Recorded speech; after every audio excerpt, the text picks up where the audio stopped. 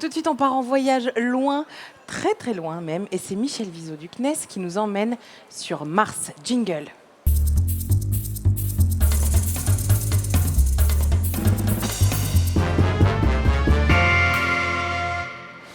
Bonjour. Bonjour à vous. On est déjà sur Mars.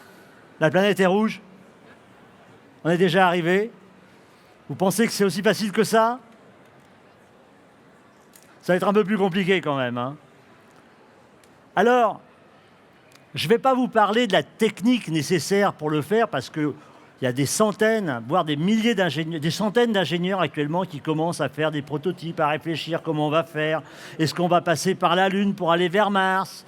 Est-ce qu'on va s'arrêter auprès de la Lune pour faire le plein avec de l'oxygène et puis du méthane et hop, repartir de façon plus simple et plus rapide? Là, je vais vous parler des hommes. Parce que aller sur Mars, on sait le faire actuellement. On envoie des robots. Il y a actuellement des satellites qui tournent, Maven, Mars Reconnaissance Orbiteur, Mars Express, etc. Il y a des robots qui se déplacent sur la surface. Il y a encore Opportunity, il y a Curiosity. Bientôt, il y aura le robot d'ExoMars européen et puis un robot américain qui n'a pas encore de nom, qui s'appelle Mars 2020. Donc, on sait aller sur Mars. On sait envoyer des objets assez résistants quand même, hein, vers Mars. Les hommes, c'est une autre histoire. Et quand je parle des hommes et des femmes. Alors, il y a eu une étude de la NASA qui a montré que les femmes avaient des seins et des ovaires. Ce qui en soi n'est pas vraiment surprenant. Mais par contre, ce sont des organes qui sont, et Bottelier nous le dira ou pas, assez sensibles aux radiations, un peu plus sensibles que chez l'homme, et ça peut être une limitation pour la mixité des équipages pour aller vers Mars. C'est un problème, il faut le traiter, bien entendu, mais c'est vrai. Mais être astronaute pour aller vers Mars, ça, c'est une véritable aventure. Est-ce qu'il y en a qui sont prêts à la tenter? Alors, qu'est-ce qu'il faut faire pour faire ça, pour aller vers Mars, pour devenir astronaute? Alors, pour devenir astronaute, il faut commencer par un truc vachement difficile. Alors moi, quand j'étais petit, j'ai fait une sélection d'astronautes. On m'a même sélectionné comme spationaute français. Un truc vachement difficile, il faut être normal partout. On vous explore par tous les trous, par tous les bouts. Rien ne peut échapper à la sagacité des médecins, et ils sont nombreux, qui vous trifouillent, vous papouillent, vous auscultent, vous mettent des échographes, des radiographies, des fonds d'œil, tout ce que vous voulez, pas de problème. Et donc la première des difficultés, c'est qu'il faut être à peu près normal partout et rester normal pendant les 20 ans qui viennent, parce qu'au moment où vous êtes sélectionné, vous ne savez pas quand vous allez voler. Alors moi, ça a été encore plus simple. On m'a supprimé l'émission et je n'ai pas volé. Mais bon, donc il faut qu'on travaille sur la durée, et donc il ne faut pas présenter des facteurs de risque. Donc, il y a beaucoup de médecine. Donc, première chose, il faut être déjà normal. Après, pour aller sur Mars, il faudra aussi avoir une grande solidité psychologique. Il faudra, alors déjà, pour aller être spationaute et puis aller sur la station spatiale, regardez Thomas Pesquet, regardez Jean-François Clairvoy, parce que c'est des gens qu'on connaît bien, Claudie Aigneret, c'est des gens qui sont quand même costauds sur le plan psychologique. Mais alors, pour aller sur Mars, ça va être encore plus difficile. Pourquoi ? Aller sur Mars, c'est 7 mois de voyage aller, actuellement. Hein. Un an et demi sur place, et 7 mois pour revenir. Dans une boîte à sardines, avec un copain qui pue des pieds, ou une copine qui chante faux. Les deux parfois. Donc vous imaginez un peu. Et on ne peut pas s'échapper en téléphonant à son copain, sa copine, sa maman, à son papa. C'est pas possible. Parce que quand on s'éloigne de la Terre, le temps des communications fait qu'on ne peut pas communiquer directement.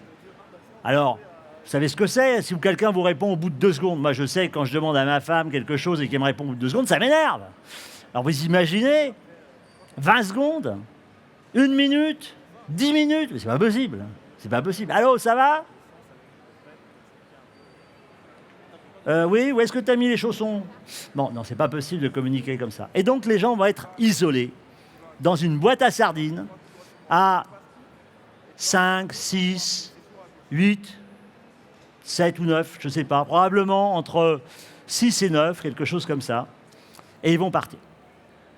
Et donc là, il faut vraiment être costaud sur le plan psychologique, parce que la Terre, les astronautes, ils voient la Terre en permanence. Quand ils sont allés sur la Lune, dans les années en 1969 et après, ils avaient la Terre en permanence, vous pouvez la voir. Et de la Lune, où il y a toujours cette magnifique photo où on voit ce lever de Terre sur la Lune, c'est quelque chose d'évident. Et là, la Terre, bah, au début on la voit, puis après, au revoir, et après c'est une étoile comme les autres. Un peu plus grosse, mais comme on voit, un peu plus grosse que Mars, que l'on peut voir actuellement dans le ciel, hein, si vous regardez le soir, un petit point rouge, c'est Mars. Enfin, rouge. Brillant, qui a une légère tendance rouge. Donc effectivement, c'est quelque chose de difficile. Et après, bien sûr, quand on va voyager, on va être en micro-pesanteur. En micro-pesanteur, c'est-à-dire qu'on n'a plus de poids, on ne se sert plus de ses muscles. Donc les muscles, comme quand on est mis un plâtre, hein, pareil. Les os, enfin, ils ne sont pas tout à fait souffles, mais ils se déminéralisent, ils perdent de la rigidité, et donc sont susceptibles d'avoir des fractures. Et puis, le cœur, il n'a plus l'habitude de travailler pour pomper, pour combattre la gravité. Alors là, les astronautes, quand ils reviennent sur Terre, de la station spatiale, il y a 15 médecins et infirmières pour s'occuper d'eux. Arriver sur Mars, il n'y aura rien et personne. Donc il faut arriver en pleine forme sur Mars, parce qu'il va falloir commencer à sortir et à s'organiser pour vivre déjà, pour se le relever, etc. Après 7 mois de voyage en micro-pesanteur. Et donc, il faudra faire énormément de sport pendant tout le voyage. Et à part ça, très franchement, il n'y aura rien à faire. Il n'y aura rien à faire parce qu'on ne pourra pas mener des dizaines d'expériences comme ils en font sur la station spatiale. Parce que la masse, ça coûte cher. Donc on ne va pas envoyer vers Mars de la masse qui ne présente pas d'intérêt. On va amener de quoi manger, on va amener du carburant, beaucoup de carburant, de quoi boire, de l'eau. Hein, de l'eau. Je ne dis pas qu'il n'y aura peut-être pas une bouteille de cognac quelque part, mais bon, de l'eau. Et c'est tout. On ne va pas amener des expériences pour faire des plantes, des machins, des trucs comme ça. Non. On amènera le strict nécessaire parce que chaque kilo coûtera extrêmement cher. Ça coûtera peut-être 200 000, 300 000, 1 million d'euros par kilo envoyé. Donc, vous voyez, 10 kilos, ça fait tout de suite beaucoup d'argent. Et donc, ils vont avoir très peu de choses à faire. Ils ne pourront pas communiquer, ils ne pourront pas regarder la télévision, si ce n'est de façon extrêmement différée. Et donc, il y aura un problème. Il faut être extrêmement costaud pour faire ça.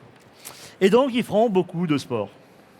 Et ils sortiront très musclés. Je ne sais pas si vous avez vu Thomas Pesquet. Moi, Thomas Pesquet, ça fait longtemps que je le connais. C'est un beau mec, hein. Mais là, maintenant, il est super musclé. Hein. Il est dans la station, il en a fait du sport. Hein. Il a super épaules, il est vraiment super musclé. Hein. Et il continue. Et donc, les gens, il va falloir qu'ils se préparent à revenir et surtout faire un entraînement très long pour être capable d'entraîner le cœur. Et donc là, il y aura un entraînement. On travaille actuellement là-dessus avec des bed rest à Toulouse, en Allemagne. C'est un travail international pour essayer de comprendre comment est-ce qu'on peut maintenir les fonctions cardiaques, les fonctions osseuses, les fonctions musculaires, pour faire ça. Donc voilà, donc nos astronautes, ils sont partis, mais quand ils partent, ils sont super contents, super motivés, super machin, tout ce qu'on veut. Le problème, c'est qu'autour de Mars, il y aura probablement 2 ou 3 astronautes qui resteront dans la station, et puis il y en aura peut-être 2 ou 3 qui descendront sur Mars. Et les autres, pendant un certain temps, ils vont tourner comme Collins, hein, premier autour de la Lune. Il n'a jamais mis les pieds sur la Lune. Hein, voilà, donc, ils seront allés vers Mars, et puis ils vont tourner autour de Mars. Ils vont attendre que les copains reviennent. Ils vont attendre encore un petit peu, et après ils vont partir vers la Terre. Ils auront vu Mars sous toutes les coutures, mais ils n'auront strictement jamais descendu de pied sur Mars. Donc là aussi, si on fait comme ça, et c'est probablement comme ça que ça va se passer, il y en a qui vont vraiment souffrir. Et quand on est astronaute, on ne sait pas quel rôle on va jouer. On ne sait pas si c'est celui qui va descendre ou c'est celui qui va rester. Et donc là, ça va être aussi très dur et ça demande d'être super costaud psychologiquement et sur le plan mental. Et après, il y a le voyage du retour. Et là, le voyage du retour, pour faire court, c'est comme la dépression de la femme enceinte. C'est la femme qui a accouché. On a fait le job et on a 7 mois dans un tunnel pour rentrer sur Terre. et je vais pouvoir aller dans ce tunnel vers le bar des sciences. Merci beaucoup, Michel Viso. Merci beaucoup de revenir à nouveau nous raconter ces histoires incroyables. Vous vous connaissez avec le parrain de la fête de la science, avec Christian Clot? Non, jamais. Je suis sûr que vous avez beaucoup de choses à vous raconter. D'ailleurs, Christian, si on vous proposait d'être candidat pour partir sur Mars, quelle serait votre réponse? Ma réponse, elle serait je pars, mais je leur demanderais de changer leur système d'évaluation psychologique. Parce que je pense qu'aujourd'hui, il n'est pas tout à fait aux normes. Ah tiens, non, mais pourquoi? Il est trop basé sur de la simulation et sur ce que les gens racontent après, et pas assez basé sur du réel. Et je pense que là-dessus, il y a beaucoup de travail à faire encore. D'accord. Michel, est-ce que vous seriez partant? Parce que je rappelle que vous l'avez rappelé vous-même que vous avez été sélectionné pour être astronaute. Est-ce que vous seriez partant? Moi, oui, je pense, honnêtement, je serais partant, effectivement, pour aller faire un vrai travail sur Mars et y aller. Oui, oui. Ouais, Je suis prêt, même maintenant. Pas mais- forcément demain, mais après-demain, oui. Ouais, d'accord, le temps d'avoir une petite préparation. Non, mais parce que le moment, on en parle actuellement. Il y a aussi l'état de la technologie, des lanceurs, etc. Est-ce que tout ça serait suffisamment fiable pour vous dire, OK, j'y vais? Parce que si vous partez en vous disant, allez, quand on part, on estime à combien le risque pour les astronautes aujourd'hui quand ils montent dans un véhicule spatial? Pour au moins 99,9% qu'il n'y ait pas d'accident, non? Ah, c'est plus que ça. Hein, C'est pour, plus que on est autour de 10-5, c'est un pour 10 000. Mais enfin, le problème, c'est que les risques, on les calcule, mais il faut quand même rappeler que malheureusement, il y a 2 navettes qui ont Absolument. eu des ennuis. Bien entendu, dans les phases forcément critiques. Et on sait que pour aller sur Mars, il y aura des phases critiques. Bien entendu, il n'y a pas une agence qui s'amusera à envoyer des gens, des personnes, sans avoir un système dans lequel elle a une énorme confiance. Mais la confiance ne suffit pas à garantir la sécurité. Et quand on est astronaute, on sait qu'on prend des risques. Je pense qu'il ne faut pas non plus, il faut pas s'en cacher avec Non, ça. bien sûr, ça fait partie du travail d'ailleurs d'aventurier, c'est dans la nature même du métier. Mais c'est pas parce qu'on prend des risques qu'on est astronaute. On est astronaute parce qu'on veut faire des choses. Oui, Parce qu'on est un peu les représentants, la tête de pont, je dirais, de l'humanité, notamment dans l'espace et sur Mars. Mais c'est pas parce que c'est des risques, c'est pas parce que c'est risqué. Et on y va parce que pour faire un travail, ce sont des professionnels, les astronautes. Oui, heureusement, et qui calculent et qui travaillent avec les scientifiques et qui calculent le risque aussi. Je profite de la présence de nos invités parce qu'on va continuer à parler de l'aventure spatiale et humaine, mais pour évoquer cette question du rayonnement cosmique, il est énorme quand on va sur Mars. Ça fait partie des réels risques et on ne sait pas forcément comment s'en protéger. Alors, je parle sous le contrôle Oui, c'est bien. de l'hôtelier, mais un des risques essentiels, c'est plutôt les rayonnements solaires au moment ce qu'on appelle des expulsions massives de... Éruption. Jean-François. Alors, effectivement, la dose estimée pour un aller-retour sans éruption solaire majeure, c'est 1000 millisieverts à peu près. Donc, tout Pour à l'heure, un aller-retour sur Mars. on parlait de 4,5 pour la population moyenne en France, millisieverts, donc 1000 millisieverts. Alors, donc ça, c'est sans éruption solaire majeure. En cas d'éruption solaire importante, on pourrait doubler la mise. Et alors, des calculs avaient été faits pour l'éruption du siècle qui a eu lieu en 1956. Et alors là, on arrive à des doses qui sont de 50-60 Gray. Donc, c'est des doses de radiothérapie, pour faire simple, hein. Mais reçues sur l'ensemble de l'organisme. Donc, ça veut dire que c'est une dose là qui est létale. Alors, la probabilité, elle est très faible, puisque c'est une fois tous les siècles. Ouais. Mais voilà, et une éruption, ça dure quelques heures. Donc, Est-ce qu'elles sont prévisibles? Non. Non. La Donc, difficulté, c'est qu'elles ne sont pas prévisibles. D'accord. Alors, ceci dit, si on considère une éruption moyenne, il y a malgré tout des moyens de s'en protéger. On pourrait imaginer que dans la construction des vaisseaux, on ait des endroits qui soient plus confinés, qui soient plus blindés, et dans lesquels viennent, à partir d'un déclenchement d'une alarme, par exemple, viendraient se mettre les cosmonautes pendant quelques heures. Mais c'est pas l'eau qui protège le mieux, normalement, de ces rayonnements? Il n'y avait pas des projets avec...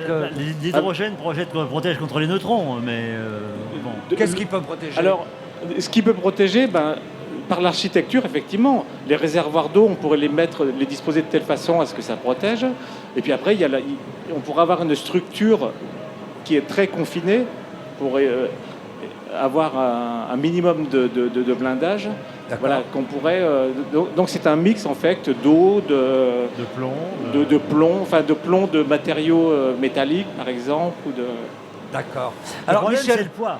Oui, Le ah problème, bah, le voilà. problème, c'est pas qu'on puisse pas s'en protéger. Le problème, c'est que pour aller dans l'espace, il faut minimiser les poids Bien et sûr. que on peut pas mettre Voilà. un mètre de plomb autour du vaisseau. Donc l'idée, c'est d'avoir ce qu'on appelle un abri sûr au cœur du vaisseau avec de l'eau pour les neutrons et puis le reste pour les rayons gamma et les rayons X. Voilà. ça complique un peu Donc l'architecture.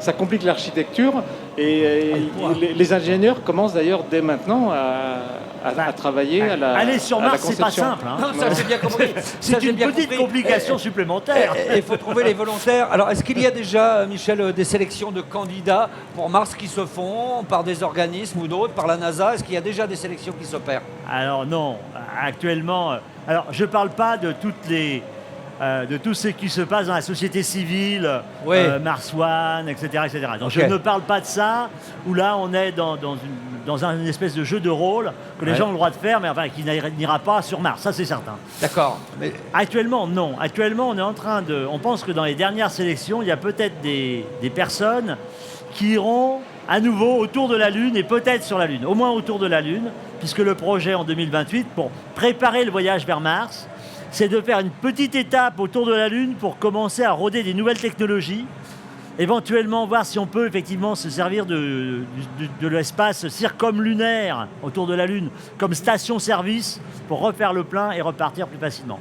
Donc là, il y a déjà des astronautes européens et probablement les 2 dernières sélections américaines qui peut-être iront autour de la Lune et sur la Lune. si vous deviez constituer une équipe pour partir, parce que vous avez parlé de l'individu, mais il y a l'esprit d'équipe aussi qui doit être dedans, hein, c'est pour réussir à vivre, parce que vous avez été sélectionné. Malheureusement, la petite histoire quand même, c'est que vous n'avez jamais pu partir. Alors c'était tant mieux pour certains, parce que c'était la chute du mur de Berlin, et la chute du mur de Berlin a fait que votre vaisseau, vous n'avez jamais pu rejoindre la station Mir.